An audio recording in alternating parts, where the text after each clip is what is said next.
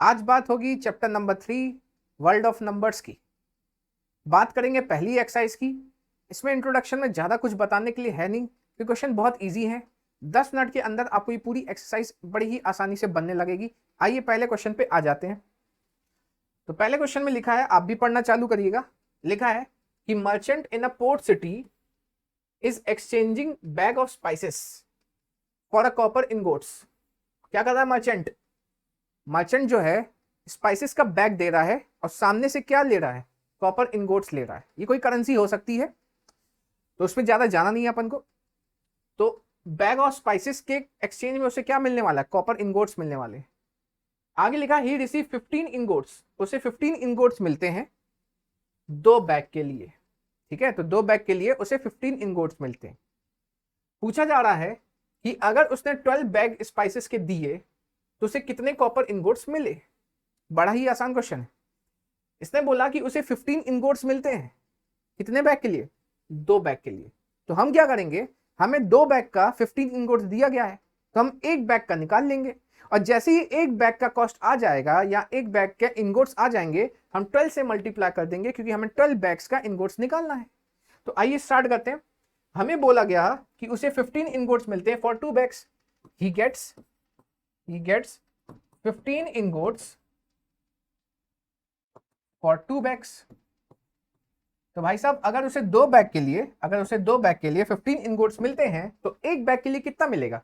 15 2 bag के लिए मिलते हैं, 15 रुपीज 2 बैग के लिए मिलते हैं। तो एक बैग के लिए कितना मिलेगा बताइए? एक बैग के लिए तो फॉर 1 बैग, रुपीज नहीं है, इनगोट है, वो मुंह से निकल गया। For 1 bag he will get, जैसे मान लो मैं 2 पेन बेचता हूं 15 रुपए में। आप दुकान वाले के पास जाते हो, आपको 2 पेन 15 रुपए मिलती है, तो एक पेन कितने की होगी बताओ? एक पेन हो जाएगी 15/2 रुपीज की। उसी प्रकार यहां पर 2 बैग मिलता है 15 इनगोट्स का, तो एक बैग हो जाएगा 15/2 इनगोट्स का। क्लियर है सभी को? जैसे 2 पेन 20 रुपीज की मिल रही, तो एक पेन कितने की मिलेगी? 20/2। 2 बैग 15 इनगोट्स के मिलते, तो एक बैग कितने के मिलेंगे? 15/2। अब हमें चाहिए 12 बैग्स का कॉस्ट, 12 बैग्स का। तो for 12 bags he will get. अब मुझे एक बैग का कॉस्ट पता है। एक बैग का कॉस्ट क्या है? 15/2। तो 12 बैग का क्या हो जाएगा? 15/2 इंटू 12। अब 12 और 2 को आप कैंसिल कर सकते हो 2 से, तो कितना आ जाएगा? 6। और 15 इंटू 6 होता है 90, तो उसे टोटल 90 इनगोट्स मिलेंगे, 90 कॉपर इनगोट्स मिलेंगे। क्लियर है? आसान था। आइए पहले आप लिख लीजिए। अब इसके बाद आते हैं अगले क्वेश्चन में। नेक्स्ट क्वेश्चन है, look at the sequence of numbers on one column of the Ishango bone 11, 13, 17, 19। बोल रहा है इसको थोड़ा सा अच्छे से ऑब्जर्व करिए। आइए इसको ऑब्जर्व करते हैं अच्छे से। 11, 13, 15, 11, 13, 17, 19। तो पहली नजर में ये तो सारे ऑड नंबर दिख रहे हैं। अगर हम इन्हें ऑब्जर्व करें तो पहली नजर में ये सारे ऑड नंबर दिख रहे हैं। लेकिन आप देखिए 13 और 17 के बीच में 15 गायब हो गया। अगर मैं बोलता ये सारे ऑड नंबर हैं, तो उसके बीच में 15 कैसे गायब हो गया? पूरा कंटिन्यूएशन होना चाहिए था। तो और थोड़ा खासियत देखते हैं। ऑड नंबर तो है ही है, और थोड़ा खासियत देखते हैं। हमने छोटी क्लास में प्राइम नंबर्स के बारे में पढ़ा था। प्राइम नंबर्स वो नंबर होते हैं जिनके 2 फैक्टर्स होते हैं। ढंग से सुनिएगा, प्राइम नंबर वो नंबर होते हैं जिनके 2 फैक्टर्स होते हैं, एक 1 एक इटसेल्फ। कैसे कैसे मैं आपको बताता हूँ। हमसे बताया गया था सबसे छोटा प्राइम नंबर 2 होता है, क्योंकि 2 जो है किससे डिवाइड होता है? या तो सर 1 से होता है, या तो सर 2 से होता है। या आप ऐसे समझो कि 2 किसकी टेबल में आता है? या तो 1 की टेबल में आता है, या तो 2 की टेबल में आता है। तो 1 की टेबल में आता है और इटसेल्फ की टेबल में आता है। ऐसे ही अगला 3 1 की टेबल में आता है और इटसेल्फ 3 की टेबल में आता है, तो ये भी प्राइम नंबर है। अच्छा, 4 प्राइम नंबर नहीं है? क्यों नहीं है सर? प्राइम नंबर होने के लिए सिर्फ 2 ही फैक्टर होने चाहिए, एक 1 एक इटसेल्फ। तो 4 में क्या कमी है? देखिए 4 जो है 1 की टेबल में आता है, 2 की टेबल में आता है, और 4 की टेबल में मतलब इटसेल्फ में भी आता है। तो यहाँ 3 फैक्टर हो गए, 3। तो ये कंपोजिट नंबर कहलाता है। जिसके 2 से अधिक फैक्टर होते हैं वो कंपोजिट नंबर कहलाता है। अच्छा, तो 3 के बाद कौन होगा सर? 5 होगा, क्योंकि 5 किसके टेबल में आता है? 1 और 5 की टेबल में। ऐसे ही सर 7 भी होगा, बिल्कुल सही, 1 और 7 की टेबल में आता है। 7 के बाद 11 आ जाएगा, 8 नहीं होगा, 9 नहीं होगा, 10 नहीं होगा, 11 आ जाएगा। अब 11 को ढंग से देखो, 11 आता है 1 की टेबल में और 11 की टेबल में, 1 एंड इटसेल्फ। इसी प्रकार 13 आता है 1 और 13 की टेबल में, 1 और इटसेल्फ। अच्छा 15 क्यों गायब हुआ सर? क्योंकि 15 कंपोजिट है, प्राइम नंबर्स नहीं है। 15 आता है 1 की टेबल में, 3 की टेबल में, 5 की टेबल में और 15 की टेबल में, कंपोजिट हो गया। दो से फैक्टर्स ज्यादा जैसे ही हुए वो कंपोजिट हो गया। हम देख रहे हैं कि सारे प्राइम नंबर है। 17 देखो किसकी टेबल आता है, 1 और 17। 19 किससे आता है, 1 और 19। तो हम बोल सकते हैं ऑल फोर नंबर्स, बोल रहा है ना what do these numbers have in common. तो all four numbers are prime number. ये जो भी 4 के 4 नंबर दिए हैं ये सारे क्या है, प्राइम नंबर से। अच्छा आगे बोला लिस्ट नेक्स्ट 3 नंबर्स, अगले 3 नंबर बताओ। अगले 3 कौन से, प्राइम नंबर ही बताओ, क्योंकि ये सारे क्या है, प्राइम नंबर। तो अगले 3 बताने 19 के बाद 19। अच्छा एक चीज और मैं आपको क्लियर बताता हूं, इस 2 को छोड़ दो, इस 2 को छोड़ दो तो सारे प्राइम नंबर ऑड ही होते हैं। इस 2 को छोड़ दो तो सारे प्राइम नंबर ऑड होते हैं। जैसे देखो 3 ऑड है, प्राइम नंबर है। 4 देखो इवन था लेकिन प्राइम भी नहीं है। ऐसी अगला ऑड नंबर 5 है और 5 प्राइम भी है। 7 प्राइम भी है और ऑड भी है। 9 नहीं, 9 नहीं। 11, तो सारे प्राइम नंबर ऑड भी होते हैं। सारे ऑड प्राइम नंबर नहीं होते, सारे ऑड प्राइम नहीं होते। जैसे 9 ऑड है लेकिन प्राइम नहीं है, क्योंकि 9 किसकी टेबल आता है, 1 की टेबल, 3 की टेबल, 9 की टेबल में। तो सारे प्राइम क्या होते हैं, ऑड होते हैं। जैसे 11 ऑड भी है, प्राइम भी है। 13 ऑड भी है, प्राइम भी है। 17 ऑड भी है, प्राइम भी है। 19 ऑड भी है, प्राइम भी है। तो मैं ये क्यों बता रहा हूँ, क्योंकि अगले 3 लिखने हैं। अगले 3 अगर आपको लिखने हैं तो 19 के बाद 20 मत चेक करना, क्योंकि 20 क्या है, इवन नंबर। मैंने बोला ओनली 2 ही ऐसा नंबर है जो इवन भी है, प्राइम भी है। 2 is only even prime number. ध्यान रखिएगा ये चीज, 2 जो है सिर्फ ऐसा इवन नंबर है जो कि प्राइम है। इसीलिए अगले 3 जब लिखने होंगे तो 19 बाय 20 मत चेक करिएगा, 21 पे आते हैं। सर 21 तो नहीं हो सकता, 1 की टेबल, 3 की टेबल, 7 की टेबल में और भी टेबल में आता है, ये तो कंपोजिट हो गया। 23 नेक्स्ट 3 टर्म्स, अगले 3 टर्म होंगे 23। क्यों 23, क्यों 1 और 23 की टेबल में आता है। फिर 29, सर 27 क्यों नहीं, क्योंकि 27 1 की टेबल में आता है, 3 की टेबल में आता है, 9 की टेबल में आता है, बहुत सारे हो गए ना।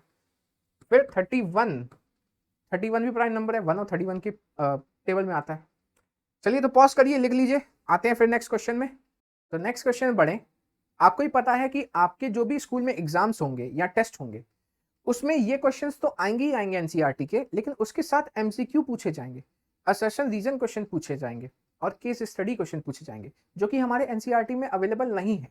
तो अगर आप चाहते हैं कि हम असर्शन रीजन, एमसीक्यू और केस स्टडी क्वेश्चंस की प्रैक्टिस करें मेरे साथ, तो मैंने हर चैप्टर के, जैसे अभी जो चैप्टर चल रहा है उस चैप्टर के MCQ, assertion reason, case study, इनके सबके रिकॉर्डेड पॉकेट कोर्स बना के रखे हैं, जिसकी लिंक आपको कमेंट सेक्शन में मिलेगी। कमेंट सेक्शन में मेरे ऐप की लिंक मिलेगी, आप उसमें जाके वो चैप्टर देख सकते हैं। अगर आप इंटरेस्टेड होगे तो कोई एक चैप्टर का पॉकेट कोर्स आप बाय कर सकते हैं और कॉस्ट सिर्फ और सिर्फ 39 रुपीज से स्टार्ट होती है। तो अगर आप चाहते हैं कि हम एक्स्ट्रा कुछ प्रैक्टिस करना चाहते हैं तो वो कोर्स आपके लिए बहुत ही ज्यादा अच्छा होगा और सिर्फ चैप्टर वाइज मिलेगा, ताकि आपको पूरा 9th का खरीदने की जरूरत ही नहीं है। आप जाइए, आप सिर्फ एक चैप्टर देखिए, अगर आपको सही लगता है तो नेक्स्ट चैप्टर में बढ़िए, नहीं लगता है तो फिर तो बात ही खत्म है। आइए अगले क्वेश्चन में बढ़ते हैं। तो अगला क्वेश्चन है, we know that natural numbers are closed under addition. We know that natural numbers are closed under addition. इसका मतलब क्या है, natural number are closed under addition. इसका मतलब है दो नेचुरल नंबर का सम एक नेचुरल नंबर ही होता है। अब नेचुरल नंबर कौन होते हैं सर, वो नंबर जो 1 से स्टार्ट होते हैं। 1 2 3 4 5 6 ये सब क्या है, नेचुरल नंबर है। तो हमें बताया गया था कि दो नेचुरल नंबर को जोड़ने से नेचुरल नंबर आता है। आप कोई भी नेचुरल नंबर उठा लो, उनको जोड़ने से आपको सिर्फ नेचुरल नंबर ही मिलने वाला है। अब ये पूछ रहा है क्या ये चीज, यही चीज नेचुरल नंबर को नेचुरल नंबर के साथ जोड़ने जो नेचुरल नंबर आता है, क्या यही चीज सब्ट्रैक्शन के लिए भी पॉसिबल है। दो नेचुरल नंबर का सब्ट्रैक्शन नेचुरल नंबर होता है, नहीं, ये चीज पॉसिबल नहीं है। दो नेचुरल नंबर का सब्ट्रैक्शन एक नेचुरल नंबर हो, ये हमेशा पॉसिबल नहीं है। नॉट ऑलवेज ट्रू, हमेशा पॉसिबल नहीं। कैसे सर, एग्जांपल से बताता हूं। एग्जांपल देखो, आप कोई एक छोटा नेचुरल नंबर उठाओ और कोई बड़ा नेचुरल नंबर उठाओ। जैसे मैंने छोटा नेचुरल नंबर उठाया 8 और बड़ा नेचुरल नंबर उठाया 9। 8 और 9 को माइनस करने से 1 आएगा और बड़ा है 9, उसकी साइन है -1 आ रहा है आंसर। नेचुरल नंबर को नेचुरल नंबर से सब्ट्रैक्ट किया तो एक इंटीजर आ रहा है, -1 नेचुरल नंबर नहीं होता। तो जो चीज यहां एडिशन में पॉसिबल है वो सब्ट्रैक्शन पॉसिबल नहीं है, which is not a natural number, which is not a natural number. तो ये हमसे यही पूछ रहा था, क्या जो चीज हम एडिशन में करते हैं क्या वही चीज हम इसमें कर सकते हैं। इसने पूछा था are they closed under subtraction, तो हम बोलेंगे नो, इसका आंसर हो जाएगा नो। और बाकी आगे सेंटेंस कॉपी कर लीजिएगा। Provide a couple of examples, अच्छा कपल ऑफ एग्जांपल्स बोला है, तो एक एग्जांपल तो ये हो गया। दूसरा एग्जांपल देखिए 11 माइनस 15 माइनस 4। अब बड़ा नेचुरल नंबर माइनस छोटा नेचुरल नंबर, कोई भी उठा लो, कोई भी छोटा नेचुरल नंबर माइनस बड़ा नेचुरल नंबर उठा लो, कोई भी छोटा छोटा नेचुरल नंबर। जैसे एक हो गया 100 और एक हो गया 200, इन दोनों का डिफरेंस क्या आएगा, -100। तो कोई भी छोटे नेचुरल नंबर को बड़े नेचुरल नंबर के साथ माइनस करो तो आपको हमेशा एक इंटीजर ही मिलने वाला। तो इस चीज का आंसर हो जाएगा नो। तो अब मैं हट जाता हूं, आप नोट कर लीजिए। आते हैं अगले क्वेश्चन में। अगला क्वेश्चन में क्या बोल रहा है कि पहले के जमाने में हम कैसे काउंट करते थे, फिंगर के जॉइंट से, जो आज भी कई लोग करते हैं। सर फिंगर के जॉइंट से, देखो जैसे ये आपका हाथ है, इसमें 3 जॉइंट है। देखो हर हर फिंगर में, आप अपना हाथ उठाइए, आप देखिए हर हाथ में 4 फिंगर्स तो हैं। हर फिंगर में देखिए आपको 3 जॉइंट मिलेगी, 1 2 3। इधर भी देखिए 1 2 3 1 2 3 1 2 3, 3 जॉइंट मिल रही। हर फिंगर में 3 जॉइंट है। अगर हर फिंगर में 3 जॉइंट हैं तो हमारे पास कितनी फिंगर है, 4 फिंगर। तो कब तक काउंट कर सकते हैं सर, 12 तक काउंट कर सकते हैं। कैसे, 4 × 3। तो यहां पे लिखा है each finger has 3 joint and the thumb is used to count them। Thumb से अपन काउंट करते हैं ना, 1 2 3 4 5 6। तो थंब बस काउंट के लिए, थंब का जॉइंट नहीं देखना, थंब सिर्फ काउंट के लिए। अच्छा, how many can you count on one hand, एक हैंड में कितना काउंट कर सकते हैं। तो भाई साहब एक हैंड में 4 फिंगर है और एक फिंगर में 3 जॉइंट है। तो each finger has 3 joints, one hand has 4 fingers, एक हैंड में 4 फिंगर्स होती है। तो टोटल काउंट कितना हो सकता है बताइए, टोटल काउंट। तो टोटल काउंट हो सकता है सर 3 जॉइंट इंटू 4 फिंगर, मतलब 12 का काउंट हो सकता है। मतलब एक हाथ से आप 12 काउंट कर सकते हो। ठीक है, बहुत बढ़िया। How does this relate to the ancient base 12 counting system. इसका मतलब है कि पहले लोग क्या करते थे, 12-12 के गैप में काउंट करते थे। जैसे एक हाथ में 12 काउंट किया, दूसरे हाथ में 12 काउंट किया। तो हम ये बोल सकते हैं कि using two hands we can count 12 + 12 जो कि है 24, या 2 × 24, 2 × 12 24। कहने का मतलब है कि जितने हाथ उतना 12 का सिस्टम। बोल रहा है how does this relate to the ancient base 12 counting system. तो पहले के जमाने में लोगों ने 12 काउंटिंग सिस्टम बनाया था। कैसे, आप एक हाथ से 12 बार काउंट कर सकते थे, तो दूसरे हाथ से कितना कर सकते हो, 12। तो टोटल कितना कर सकते हो, 2 × 12। तो हमेशा जब भी काउंट करेंगे तो 12 के हिसाब से करेंगे। जैसे अभी तो अपन 1 1 जोड़ के करते हैं ना, 1 2 3 4 5 6 7 8, एक एक बढ़ाते जाते हैं। उस समय लोग कैसे काउंट करते हैं, 12-12 के हिसाब से काउंट करते थे। तो ये चीज हमें बताती है, ये रिलेट करती है कि एंशिएंट में कैसे, मतलब पहले कैसे लोग काउंट करते होंगे। तो पहले कैसे करते होंगे, हर चीज मैक्सिमम एक हाथ से 12 काउंट कर पाते थे, मिनिमम तो 0 हो ही जाएगा। तो ये चीज इसका आंसर हो जाएगा। तो कुछ था ही नहीं इस एक्सरसाइज में। मिलते हैं अगली एक्सरसाइज में।